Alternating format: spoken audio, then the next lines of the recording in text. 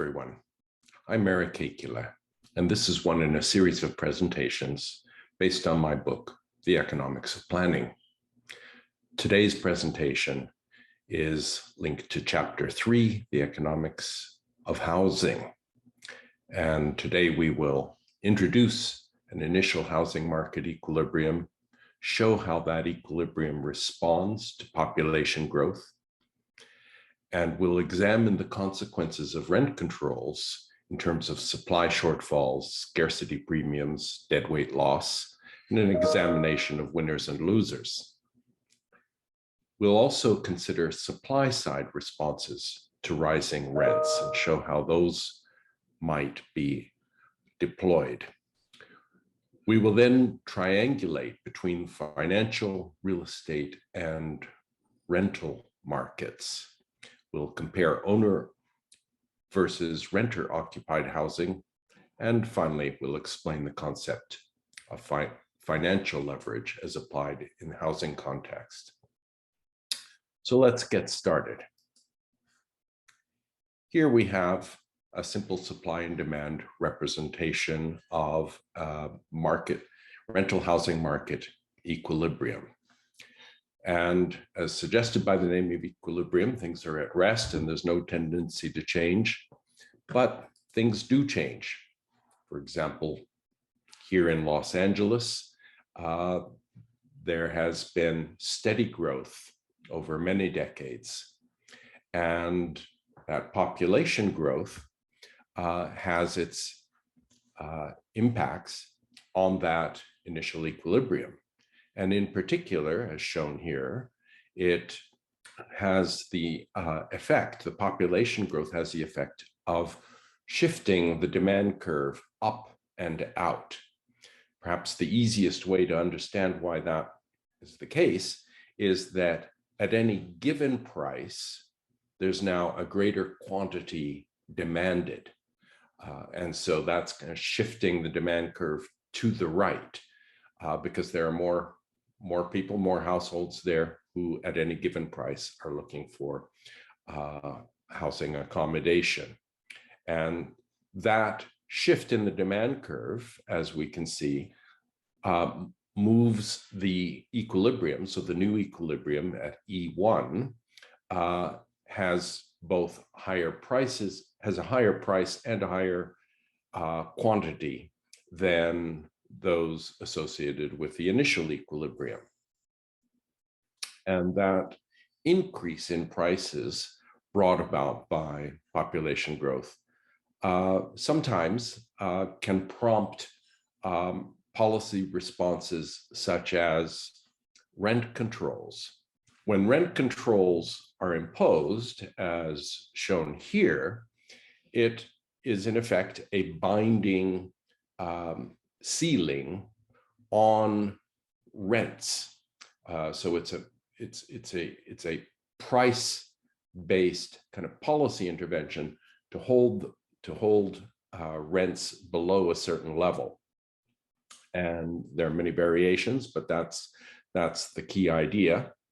And the consequences of that in terms of our basic diagram on housing market equilibrium is that those consequences will be felt on both the quantity side and on the price side. In terms of the quantity side, what we get is a shortfall in supply, because at that initial price, indicated here by $0, that price relative to what the new equilibrium would be, there's going to be less supply than is needed and more demand than the market can absorb. So because the price is low, demand is going to be higher than it otherwise would be. And because price is low, supply is going to be less than it otherwise would be. And so those two factors combine to yield that shortfall in supply.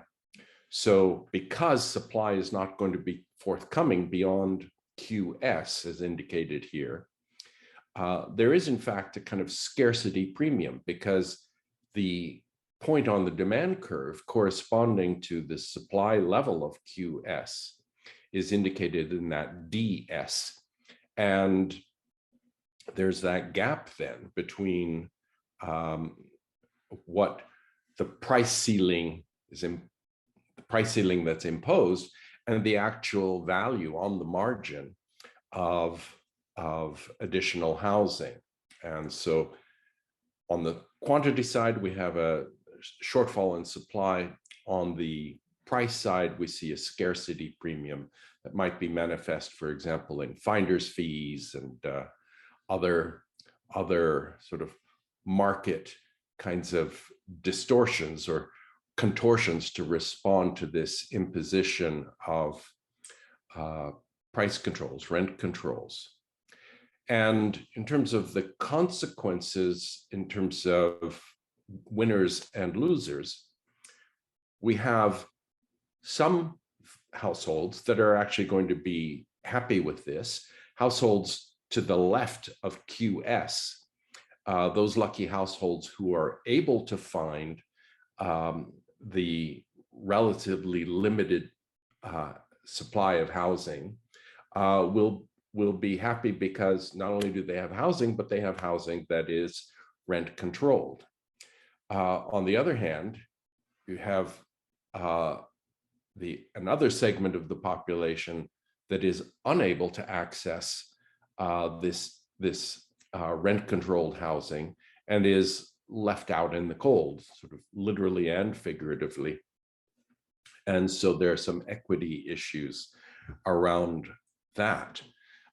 In addition, there are efficiency issues because this market allocation, as we see here at QS, that's in a sense, a limitation on supply that is itself a result of the limitation on rents. And so suppliers are willing to bring up to an amount QS, but not more, given that price control. And so we can see that there's a deadweight loss at QS relative to the would-be equilibrium at Q1. So that is represented here, and we see in the light red is the total cost. It's the area beneath the marginal cost curve, of course, is total cost at QS. The light blue shaded area is total benefit, because that's the area beneath the marginal benefit curve, but above the marginal cost curve, and hence that is total net benefit at QS. And were the market to shift to Q1, we would acquire additional total net benefit as indicated in that purple triangle, hence the inefficiency loss. So what are our other options? Well, one is to think about changes on the supply side. In particular, are there ways that we might be able to shift the supply curve to the down and to the right, which has an easing effect on prices? Now, the policy tools that might help to attain that shift in the supply curve are things that might make the suppliers more willing to bring units to the market at any given price. So that's the direct interpretation of a shift of the supply curve down and to the right. And things like advances in technology, if there are advances in building technology and building materials, et cetera, that might make it possible to bring units to market at a lower cost than was previously the case, that would be reflected in a downward shift of the supply curve. Or easing of regulations and restrictions that when imposed, make it more expensive to bring units to the market. And that suggests taking a look at which regulations have benefits associated with them. For example, there may be some regulations that protect environmental quality, et cetera, that have real value. That value, those benefits associated with regulations can be assessed against the benefits associated with lower prices and a shifting down of the supply curve. And so that's a kind of a judgment that probably need to be made on a case-by-case basis, but it's certainly something that's worth exploring.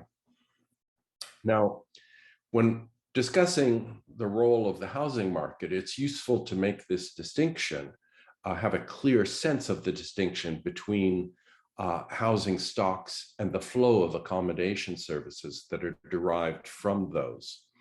And those are associated with the real estate asset market. So we think of the real estate market when you go and you buy a house, you buy a condominium unit, you're buying an asset. That's a stock of housing. It's a kind of a physical thing.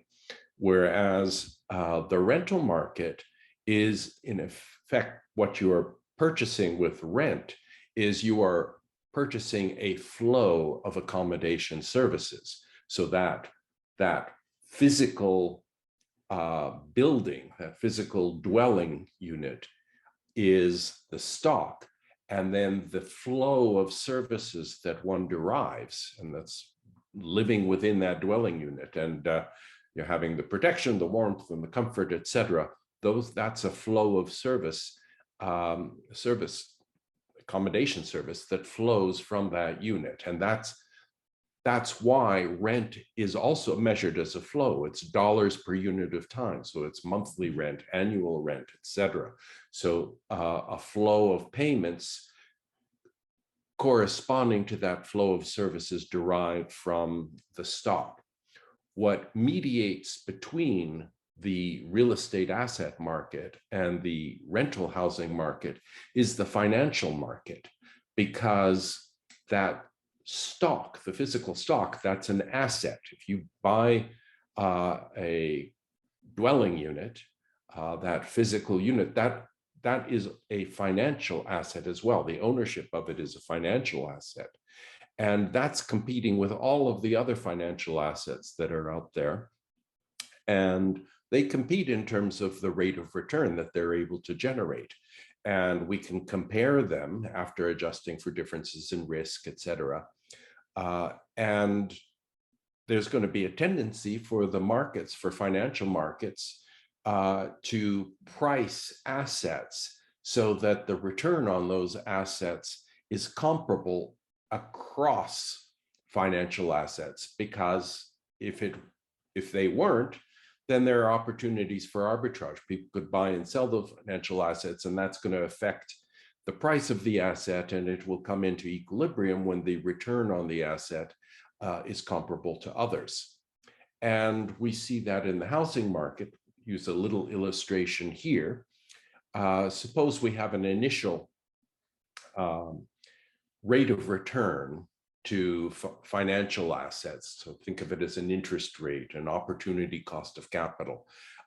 Think of that as 4% per year. And let's take a look at a housing market. Suppose there is the rental housing market is going to be determined by conditions in that local housing market. It's going to have to do with the number of households that are there, the preferences of those households.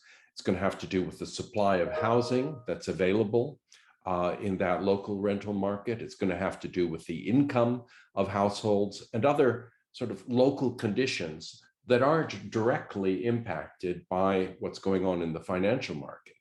So those two are relatively independent of what's going on in housing markets generally. The financial market is, I've said, it's this kind of broader global financial market across all assets, at least in principle. The rental housing market is more localized based on those local conditions. And then we have the real estate asset market, the market for houses and condominiums for purchase, that fall between these two.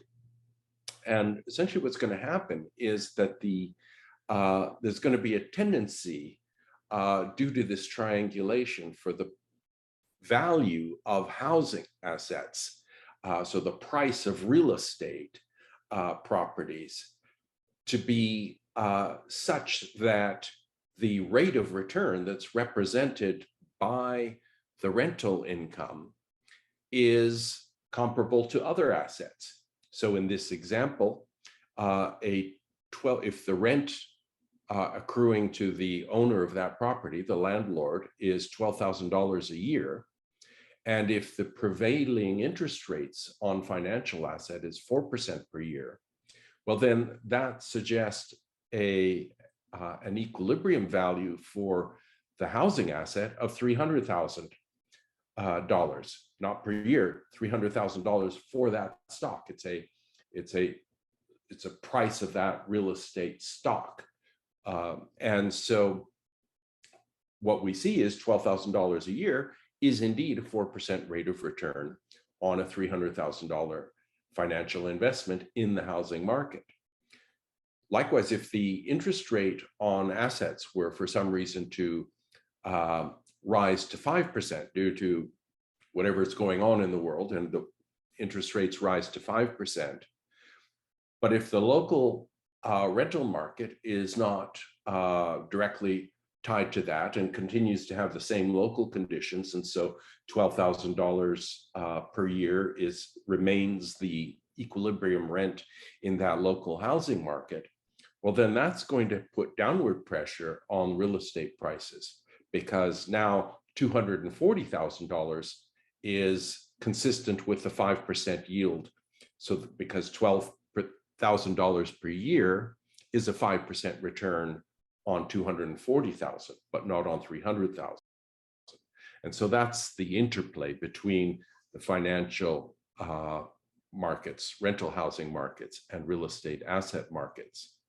And when we make this distinction between owners and renters, it's important not to overdraw that distinction, because as shown here, if we have a case, if we look at renters, so on the left-hand side, we have person A living in a unit that belongs to person B and paying rent of $12,000 a year to person B. Person B living in a unit that belongs to person A and paying $12,000 a year to person A. So that's one kind of equilibrium configuration that might arise, and we've indicated here 5% rate of return, value of the asset, both A and B assets, of $240K. So that's all well and good. Now, if we compare that to a case where person A lives in their own house, so it's owner occupied rather than renter occupied, and likewise person B lives in their own house, well, in this case, both A and B, on the one hand, they're happy because, hey, I no longer have to pay rent to that other guy. However, they're unhappy because they're no longer receiving rent. So it's a wash. And so in effect, they're paying rent to themselves.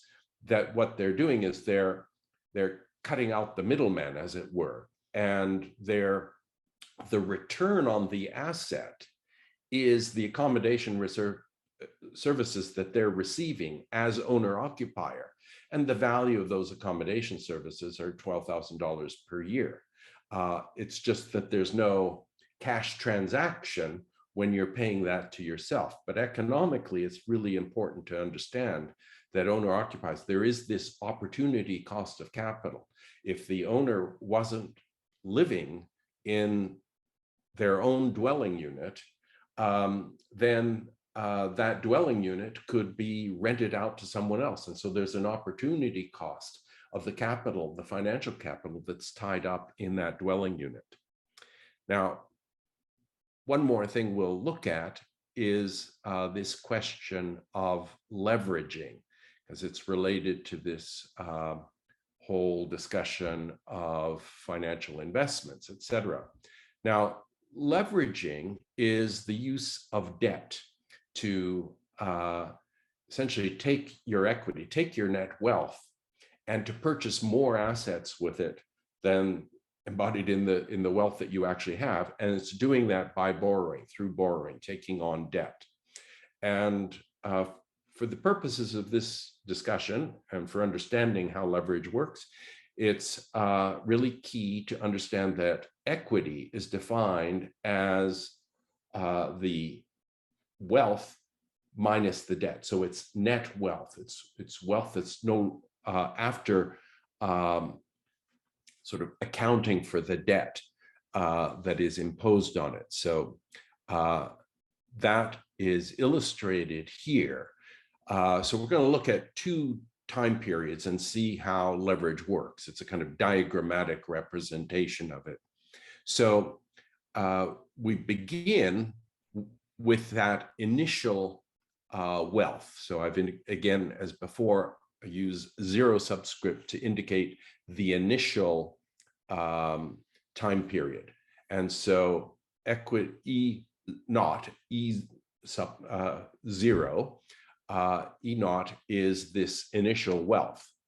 Now, with leveraging, what one does is takes on debt. So for example, suppose my initial wealth is $100 and I borrow 200. So with my initial equity and with the money that I've borrowed, I can buy, say, $300 worth of asset. And then if we're thinking about how that leveraging is going to affect the return to equity, because in a sense, that's what matters. What we really have is our initial wealth, and we want to generate a return on that. And we're looking at how leveraging might be able to enhance that. And as we move forward to the next time period, we can't directly look at, well, what is equity in the next time period? We have to work through this this equation, this understanding that equity in the next time period is going to be the value of the assets owned in the next period minus the debt owing on that. And so the debt is going to grow at a certain rate, indicated here by I subscript D, so D for debt. And so I is this like an interest rate, a rate of return. So debt grows at one rate, whereas the value of the asset grows at another rate. That's essentially capital gains. It's how the value of that asset changes over time. And that may be the same as the interest rate on debt. It may be higher, it may be lower. And which it is going to be very important in terms of determining how leverage works to the buyer's and the borrower's advantage or disadvantage. I think you can see the key here is leverage works to one's advantage as the leverager, the person who borrows money, if the debt is growing more slowly than the value of assets, the value of the asset that you purchase with that debt.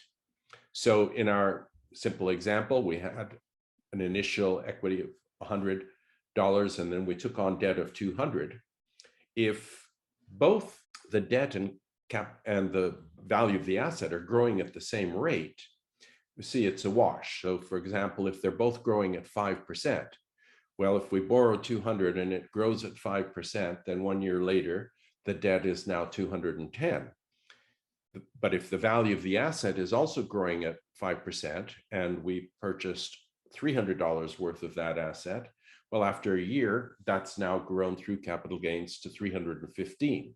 If we subtract the 210 from the 315, we're left with 105, and that implies that yields a 5% rate of return on equity. But let's take a look at how things differ when the rate of capital gains is not the same as the interest rate on debt. So we'll begin with an example where the interest rate on debt remains at 5%, but the rate of capital gains is 8%. Now, using this same numerical example otherwise, so with a $100 initial investment, $200 in debt, we see that the $200 in debt after the year passes translates to $210 in debt the next year, 5% growth, whereas the $300 in assets increased to $324 due to the 8% increase in capital gains, due to capital gains. So we can see that the equity after 1 year, therefore, is the $324, the gross value of your assets, minus the debt, 210, leaving 114, which is a 14% rate of return on equity. Not bad, much better than the 5% that we had in the previous example.